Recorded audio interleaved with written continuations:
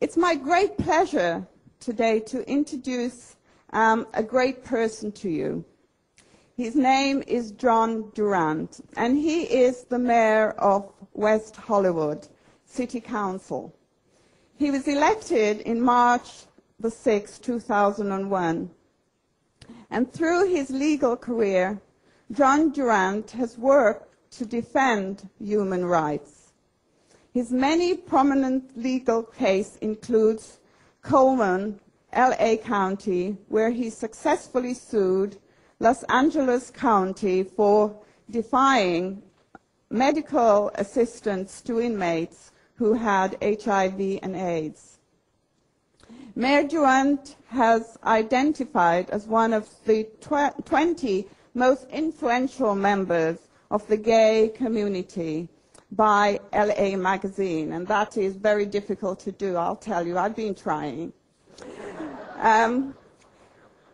Besides leading the efforts for marriage equality in California, he also serves as a role model for HIV-positive people.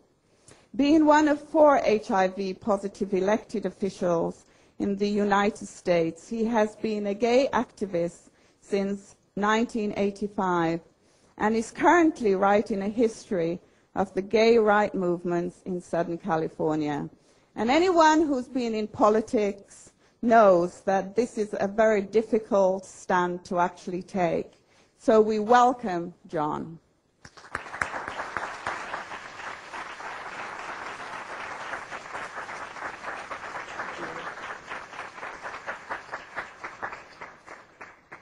Good morning. I'm so disappointed to hear you all had to be here. I thought you were here for me.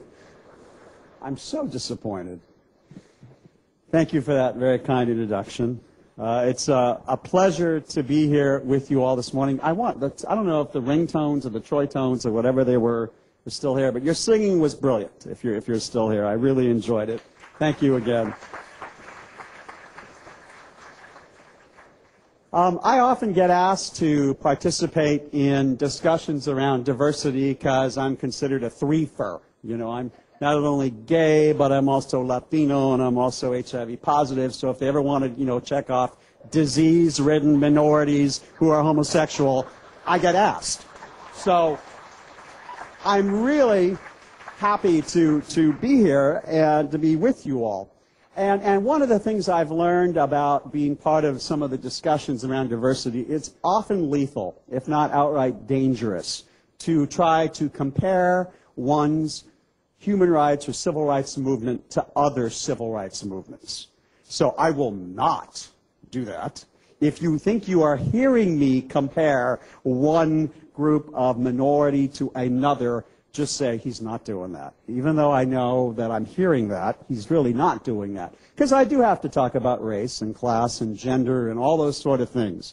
But I in no way am going to attempt to compare the GLBT community's struggle to the African American struggle, to the struggle of Latinos or immigrants, to the struggle of women, to the struggle of religious minorities. I'm not doing that. However, I will say that I think it's really important when one is listening from a place of trying to understand different groups that you're not associated with, to look for the similarities instead of the differences. Because I've learned when I focus on the differences, I can pretty much alienate myself from just about any group of people at the drop of a hat. But if I try to listen for maybe some of the similarities rather than differences, I'm better able to understand and to hear. I'm just going to talk about my experience, and that's another thing I've learned over the years. If I try to lecture from a sort of a theoretical or an intellectual perspective, I immediately arouse the ire of those who also feel that they have intellectual and research issues around some of these issues. So I'm just going to talk about my experience because it's my experience and nobody else has had it, and that way I'm pretty safe. I am the mayor of West Hollywood, and if you Google me or blog me, you will find words like eccentric, odd, bizarre, listed as, adjectives to describe me. And you have to remember, I am the mayor of the Sunset Strip, of the Whiskey A Go-Go, the Rainbow, the Roxy, a house of blues. I am the mayor of Santa Monica Boulevard and Streetwalkers and Boys Town. I am the mayor of Melrose, and Celebutards and Paris Hilton and Lindsay Lohan. I am the perfect fit for the city of West Hollywood.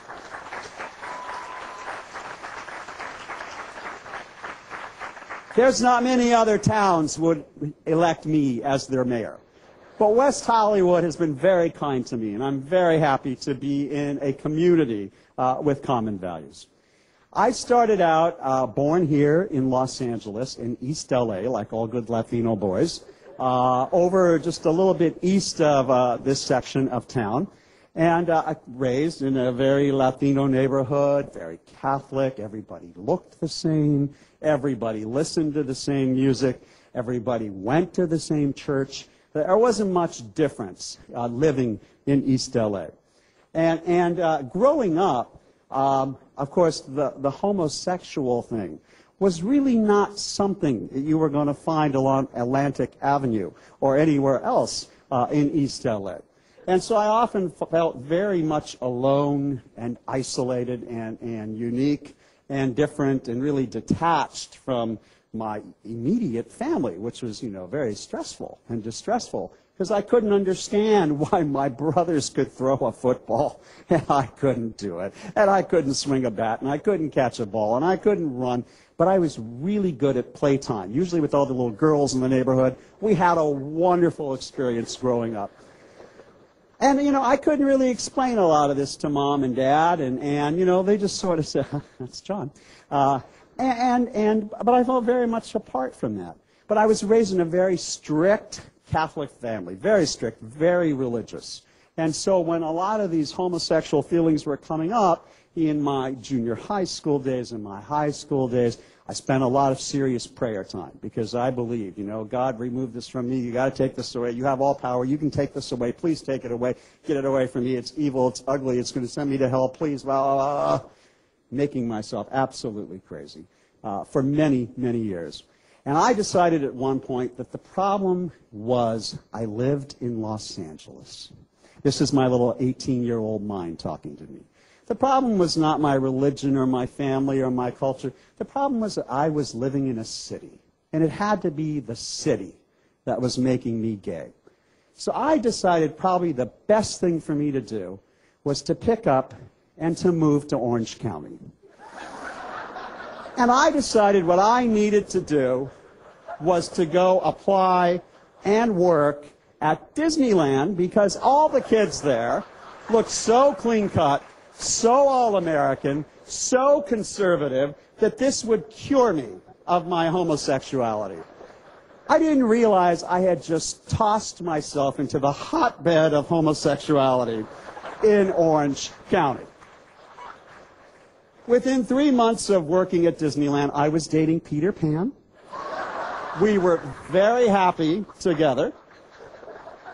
And my conflict over religion and homosexuality and all that seemed somewhat absolved or relieved at that moment in my early days of working at Disneyland. I did time in Orange County. I know Orange County's over here. I did time in Orange County for 10 years.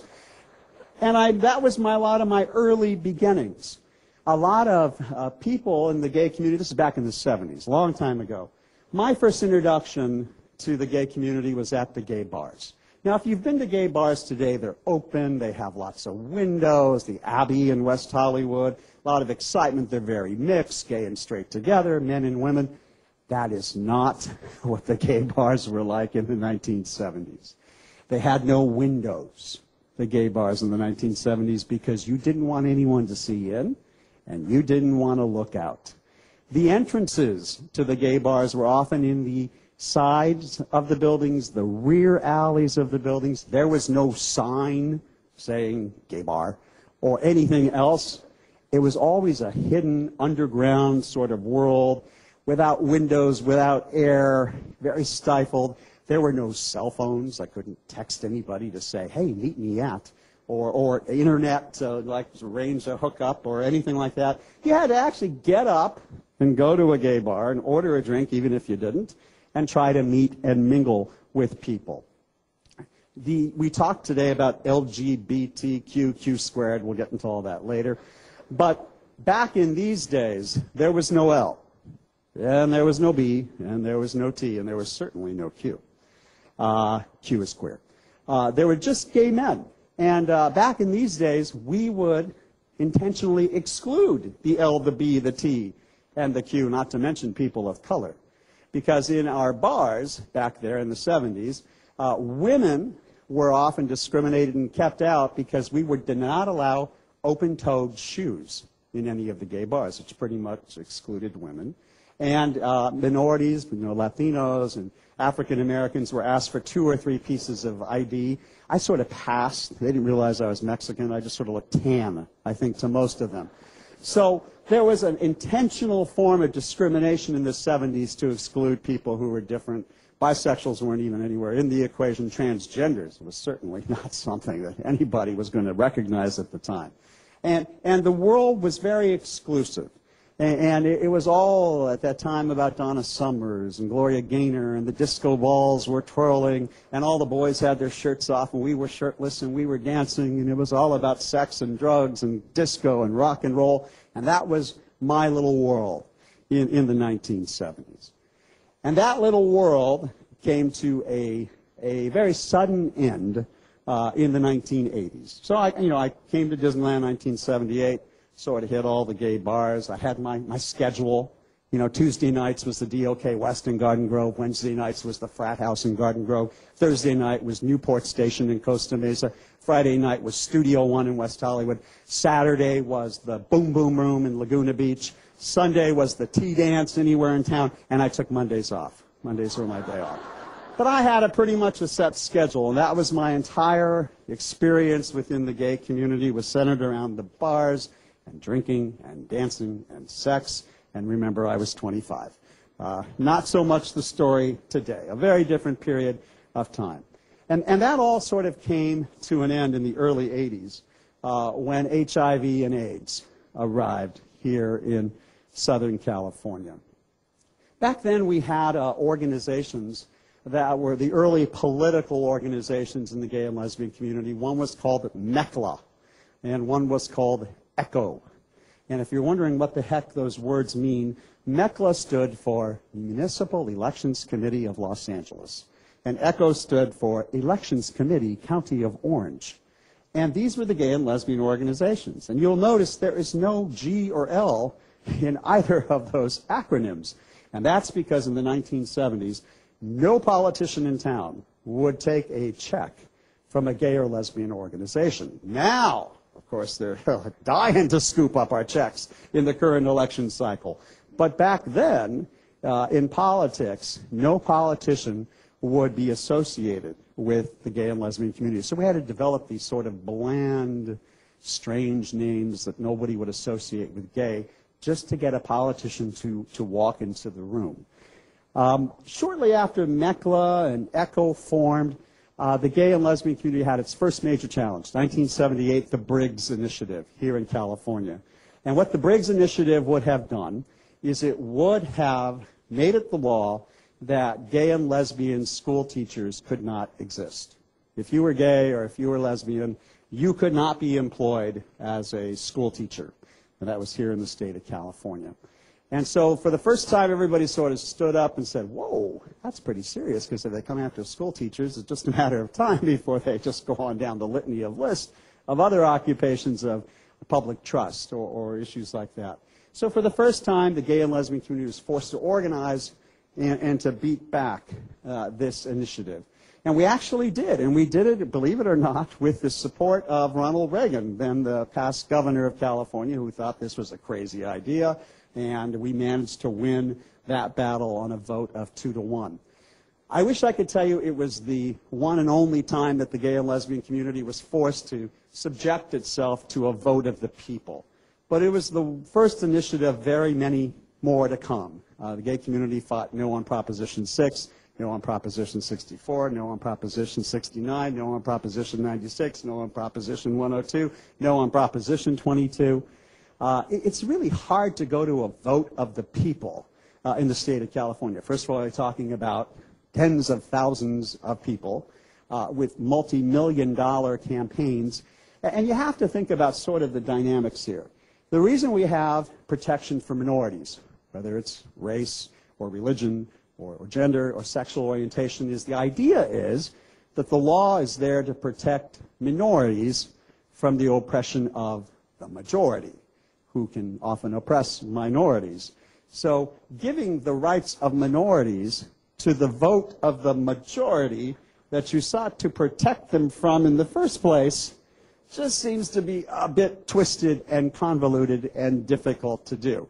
Today, if you said, do you think that, people should not be discriminated on the basis of race? Of course, in California, everybody would say, that's absurd. Don't be silly. Try putting that on the ballot in 1955 in California and wonder what the ratio would be in terms of Californians in 1955 believing whether or not we should discriminate on the basis of race. Or even today, how difficult of a campaign would that be if we had to debate that publicly? AIDS was, they say that in society or in culture there are three events that change everything: war, famine, plague. And I believe that to be true. Certainly true today. The issue of war seems to change everything from constitutional liberties to public policy to sociology to international relations. But plague also has, I think, the ability to change everything that a community or a nation has to face. And I think that was true with AIDS as it sort of hit here in Southern California. The first big AIDS case actually came out of Orange County, if you don't know that, and that was Vincent Chalk, who was a school teacher in Irvine. This is back in the mid-'80s, and I was a young law clerk back then before I became a lawyer, working for a brilliant attorney. She just passed away, actually, a couple of weeks ago, named Marjorie Rushforth. And Vincent was a school teacher in Irvine for the hearing impaired, and he was HIV positive. And the Orange County School Board decided that Vincent Chalk was a threat to his students because he was existing as an HIV-positive person in the classroom. And so we went to federal court in front of Judge Gray, who's now deceased also, and it was a really interesting argument in federal court, very austere federal court, and the attorneys from Orange County were there, and my boss, Marjorie Rushforth, was there with Vincent Chalk, and the judge was trying to understand why you would keep this teacher away from his students. And the attorneys for Orange County got up and said, well, Your Honor, in the classroom, we know that HIV is transmitted through sex and IV drug use, but there may be other ways to transmit HIV. For example, Your Honor, it is possible that Mr. Chalk would pick up a sharp pencil and he would take it and jab it into his arm, pull it out, and then jab it into the arm of one of his students in the classroom, and there you would have the transmission of HIV. Serious. And I sat there watching this, and Judge Gray, spectacles on the tip of his nose, said, Counsel, it's also possible that little green men from Mars will land on the planet this evening, but it's not probable, and neither is your theory of HIV transmission in the classroom. I rule for the plaintiff. I order him back into his class. And it was the first federal case in the United States that held that HIV-positive people would be protected from discrimination in the workplace. I wish I could say it was the last, because unfortunately AIDS then became a political football in the mid-'80s that everybody needed to talk about. And Proposition 64 in 1986 was an initiative on the ballot that would have quarantined HIV-positive people in the same camps that were used for Japanese Americans during World War II, when they were seen as a threat to national security. Now, today this seems kind of ludicrous and funny that we would actually, sort of segregate HIV-positive people into a camp or into an island. But we know from the history of the world and the history in this country as well and other countries that often a lot of people sit around thinking, they'll never do that to us, Jewish in Berlin or Japanese in California or other places or atrocities around the world. That will never happen. And it does. So there was a lot of fear in the gay and lesbian community at the time. And this was the first time that the G and the L had to come together. The L's were a lot more responsible than the G's. I have to tell you that. The L's were out. They were fighting for the Equal Rights Amendment. They were fighting for women's equality. They were out there, working with National Organization for Women. They were working hard. The G's, we were pretty much spinning high to Gloria Gaynor in the discos. And there wasn't a lot of cross-cultural opportunities for the G's and the L's until this period of time. So when we were forced into a common room, it was the first time a lot of us had sort of sat together. There was a very distinct, men, women, sexism, misogyny. Woo. There we were. But we were somehow supposed to be in the same grouping of people because of our sexual orientation. But I got to tell you, those early days, it was like this. And as gay men, still in my 20s, I had to learn from a lot of lesbian women, even the way women organized in a room. We're all going to sit in a circle. We're going to do what? We're going to sit in a circle, because when we sit in a circle, then there is nobody in particular in charge, and we all share power equally. What? What? We're doing what? And a lot of gay men, that was our reaction to the whole idea of sharing power. Everybody gets a chance to speak. There is a process. Every voice will be heard. Gay men, being men, it was pretty much about hierarchy. Who's in charge? He gives the commands. We follow him. Go. And it was a very different way of thinking about everything, politics and organizing. And we had to learn a lot of lessons from the lesbians in the community about a different way of looking at things.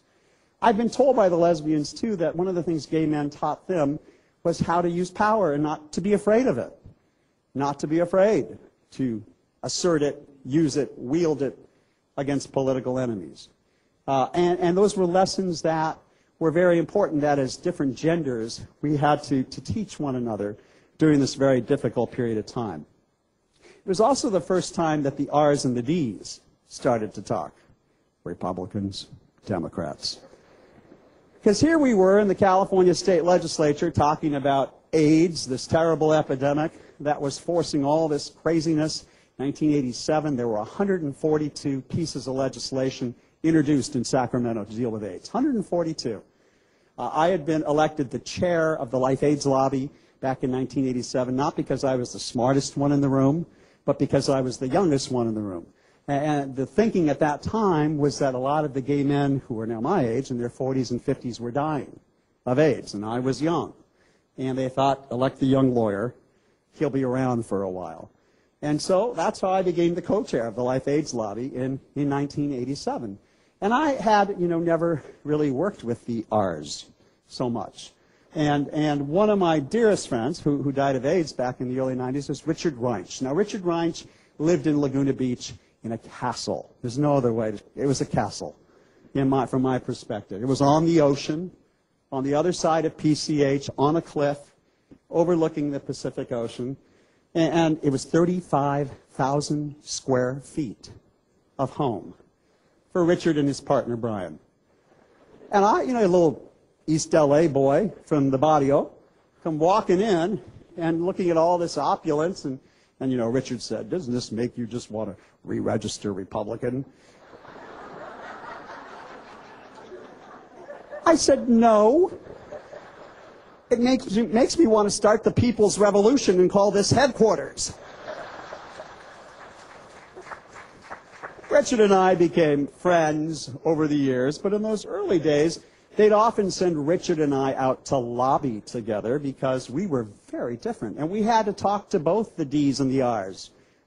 And so I went in, and we went in as a tag team, and the first person we went to see was Maxine Waters, who was an assemblywoman at the time. South L.A. And Maxine was there, and, Richard, very corporate in his little suit, and me in my little radical tie.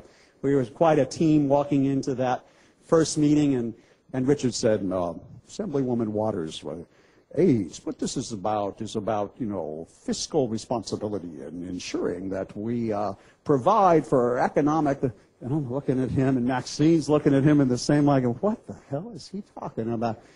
I said, Richard, Maxine, what this is about is civil rights. It's about human rights. It's about doing what's right. It's about equality under the law. It's about giving people in lower class communities an opportunity. Maxine was alive. She was ready. I was talking her language. Felt very proud of myself. And then we had to go visit Assemblywoman Doris Allen, a Republican from Orange County. Walked across the hall. I walked in.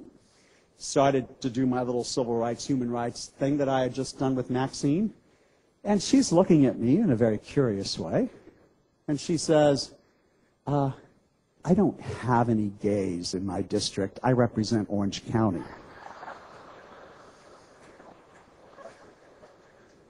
I said, well, you also don't have any dolphins in your district, but you're sponsoring legislation for gill net restriction. Richard's looking at me horrified, thinking I've just insulted. He says, Assemblywoman Allen, this is about economic responsibility. And she said, yes, it is. And they had a little talk. We got Doris and Maxine's vote on some very critical issues back then in the 1980s. But it taught me that sometimes you have to work with people on the other side of the aisle in order to get things done who speak the language of the person who's sitting there. I'm sort of making light of all this now, but I have to tell you it was a very difficult period of time. From 1986 until 1993, I lost 104 friends to HIV and AIDS. So like my entire little circle of people that I knew. And working on AIDS forced me to work with people I'd never known or would never have an opportunity to run across. Hemophiliacs, parents of hemophiliacs, prostitutes, IV drug users, people of color, other gay men from San Francisco, which seemed like a completely different world to me, and transgendered women and men with AIDS, which I had never run across. One of them was an activist named Connie Norman. She was part of ACT UP. This Connie Norman, woo. She's got to be 6 feet tall. She's probably 5'4", but I saw her as 6 feet tall. Reddish hair, glasses, obviously the hands of a man, big old hands, but a woman who'd had an operation and become a transgendered woman. She was angry. She was mad. She had AIDS and she was mad. And she became one of my closest friends. Congressman Dannemeyer, a lot of this seems to happen in Orange County. I'm sorry, Orange County. It was just what happened. Congressman Bill Dannemeyer, who had represented Fullerton back in the 80s, was out giving a speech in a forum like this about how homosexuals were spreading AIDS by emitting spores into the air. And that by me just being here with you all, I'm emitting now, by the way, I would be emitting spores that would travel through the air and infect people that I was in the same room with. This is a U.S. congressman. This is not some crackpot. This is the U.S., well, maybe it was. This was a U.S. congressman. And so ACT UP showed up, including Connie, and they were protesting, and they all got arrested, and they all got carted away. And I was their attorney. And, you know, First Amendment, freedom of speech, freedom of protest, all those sort of things. And, you know, but no, they all got arrested, charged with criminal conspiracy. And we had a trial in Orange County with the congressman and the good Reverend Lou Sheldon of the Traditional Values Coalition, who once called me the Principality of Satan in his newsletter. I looked that up. Principality means I'm a whole town of Satan. I'm like a major municipality of Satan. And we were having this trial, and in the course of the trial, you know, we were talking about the First Amendment, and the judge said and looked down at Connie Norman and the other people who'd been arrested, and he's very calmly, very Republican judge in Orange County. He said, every American, including those here in Orange County, have the right to call their congressman an idiot. Case dismissed. And the case was thrown out on the First Amendment. But those issues taught me something very valuable about speech, because a lot of the movement around AIDS was about speech.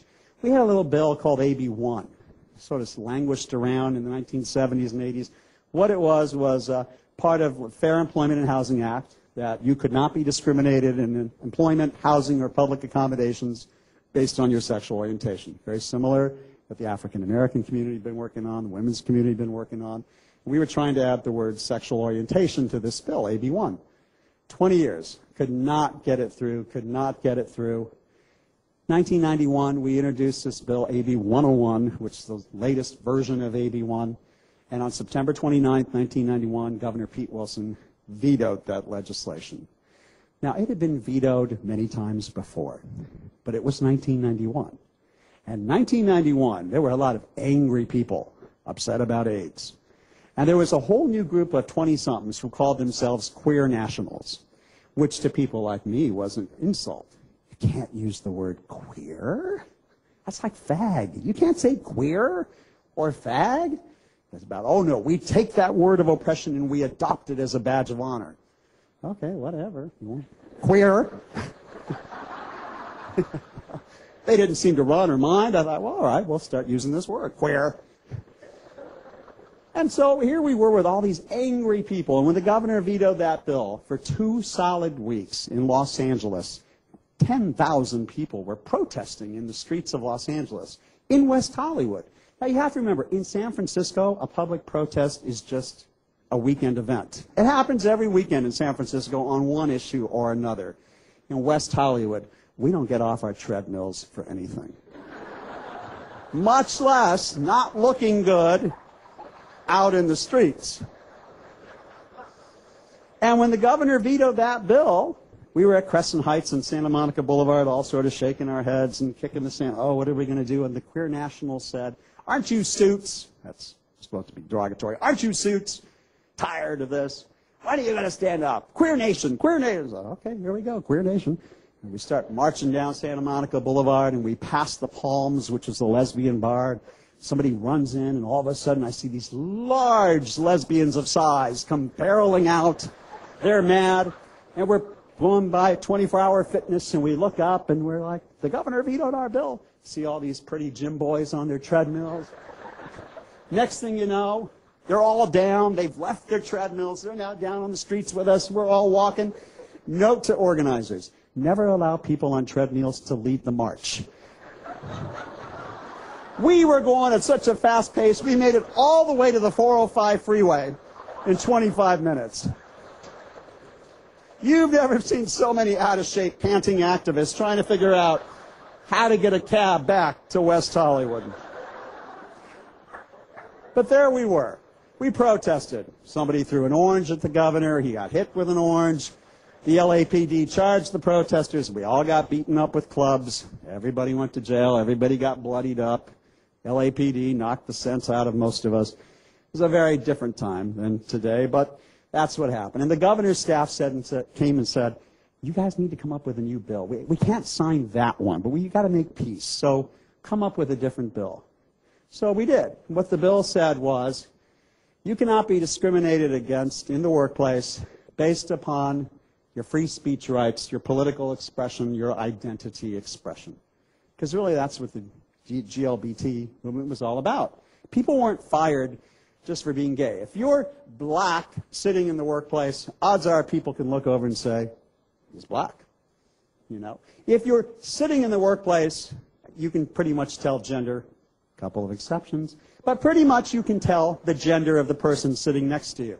In the workplace, unless I open my mouth and tell you I have a partner, domestic partner, or you look at my desk to see the pictures of, oh, you got any kids? You know, well, been called daddy for many years, but no, I don't really have any kids.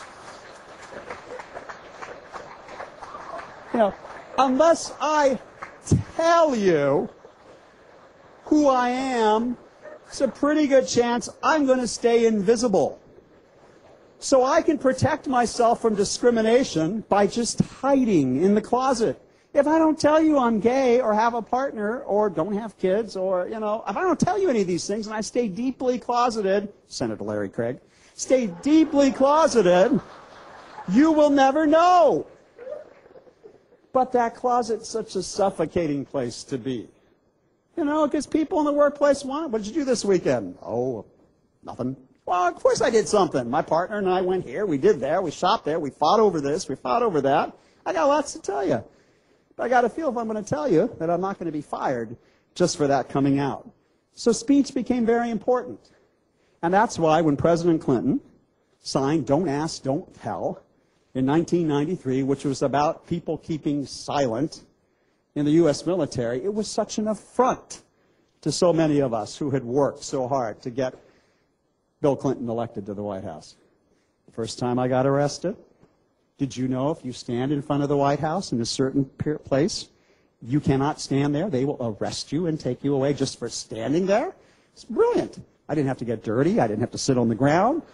All I had to do was stand there with about 30 other activists, and they carted us all away, and we were singing in the paddy wagon, and it was sort of fun. That's another story. I'll tell you that another time.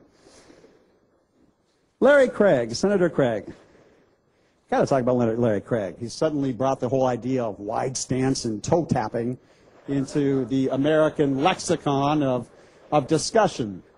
But Larry Craig, I'll just use him as an example, is an example of what happens when people get severely oppressed. I represent people in the criminal courts. I do a lot of lewd conduct defenses. That's what that case was all about, was lewd conduct. And people who lead double lives actually have the ability to compartmentalize different parts of their life. This is my marriage to my wife. This is my plaything on the side. This is what I do at home with my wife and kids. This is what I do in public restrooms.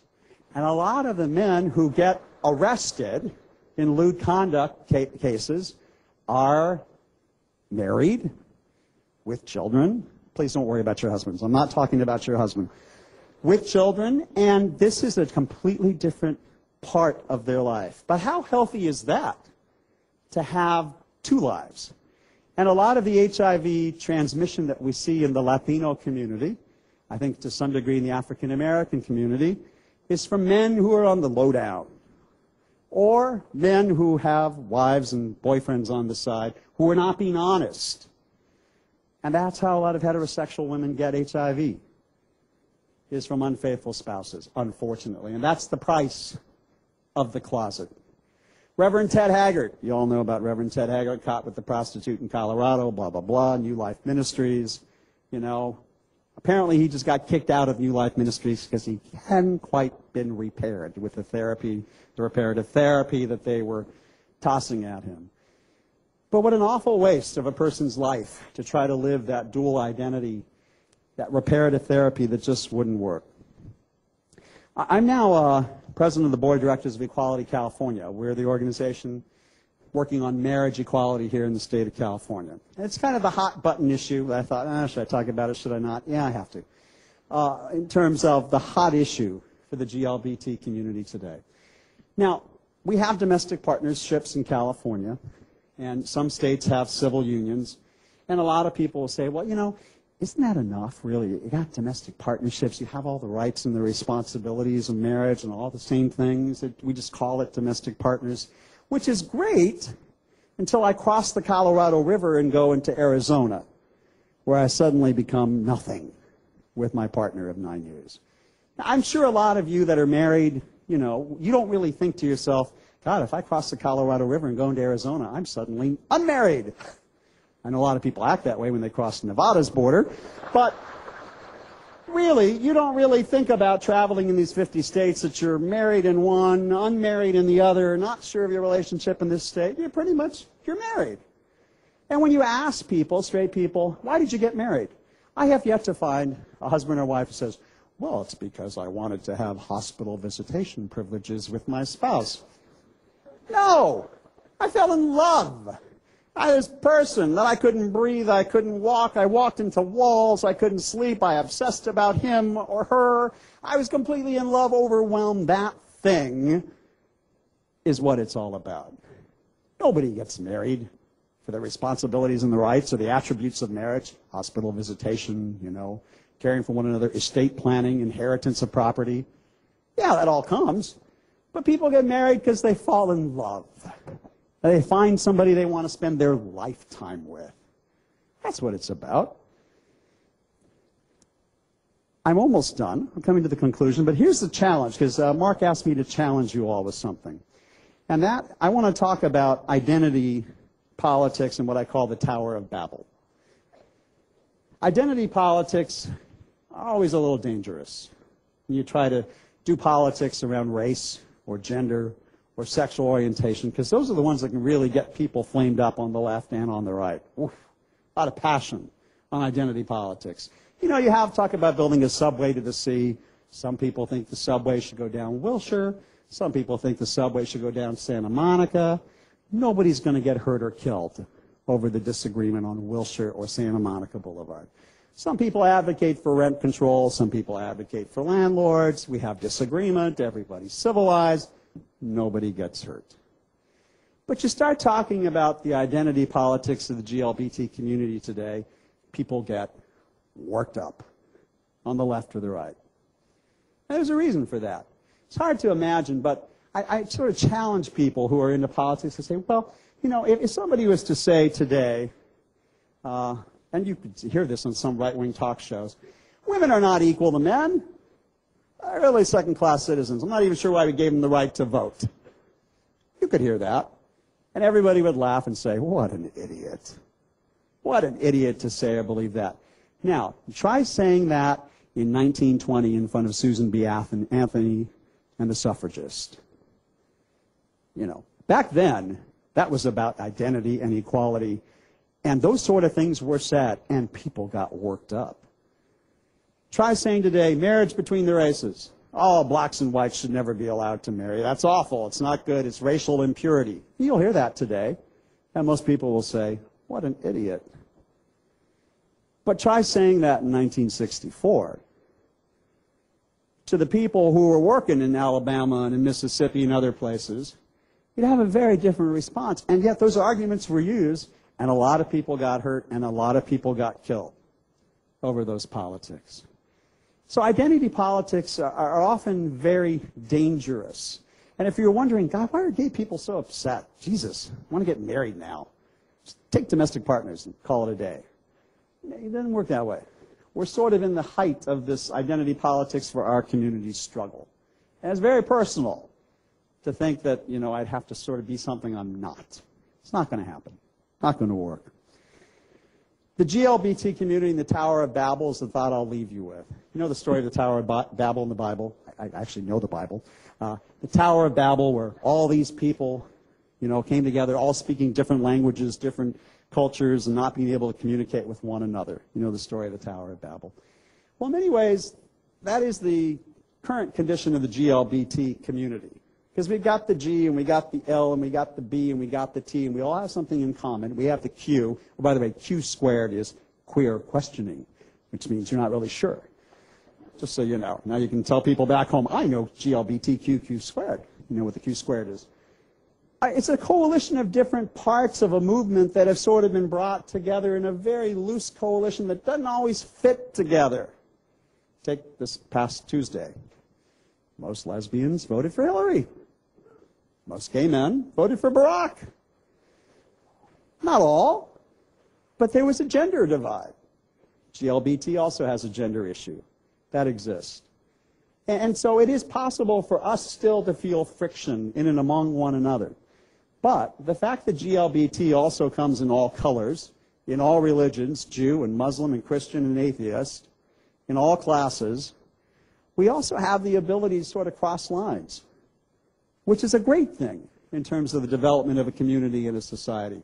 You know, I walk into NALEO, the National Association of Latino Elected Officials. I'm John Duran, Latino. Oh, orale, brother, orale. Yeah, where are you? I'm Mayor of West Hollywood. West Hollywood? Yes, I'm Mayor. Well, you're the only Latino elected west of La Brea in all of L.A. Yes, I know. I know that. How did you do that? That city's 92% white. I'm gay. Oh, okay, it's cool, it's cool, it's cool. You know, and I just sort of do this thing too, and we all kind of... Then I go back to West Hollywood, 92% white, third of the population, gay and lesbian, you know, and I hear some racist remark about a gardener or a housekeeper. Hello? Duran. Try it. Duran.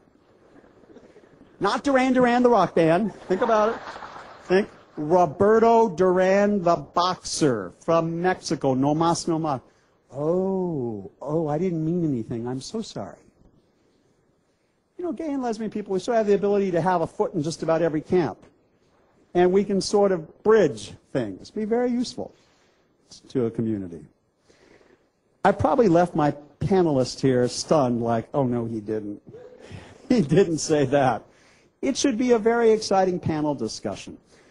I want to thank you all for sitting through this, and just when you get home to your spouses, husbands, wives, domestic partners, say you met the odd and bizarre mayor of the city of West Hollywood.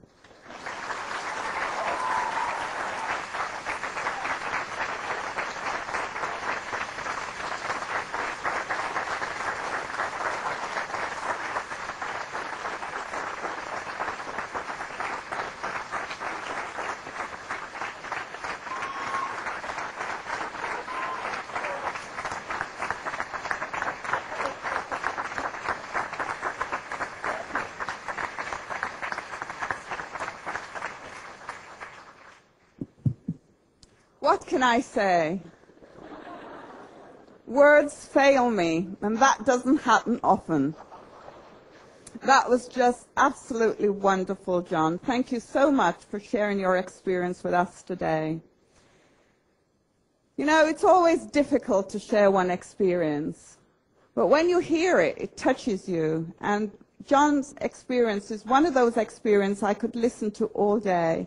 And he's right to say it's a very hard act to follow with our panelists today. But I can tell you we've got things to look forward to as well. Okay. So you've got 5 minutes to actually do whatever you wish to do, and then return promptly back to your space. Thank you very much.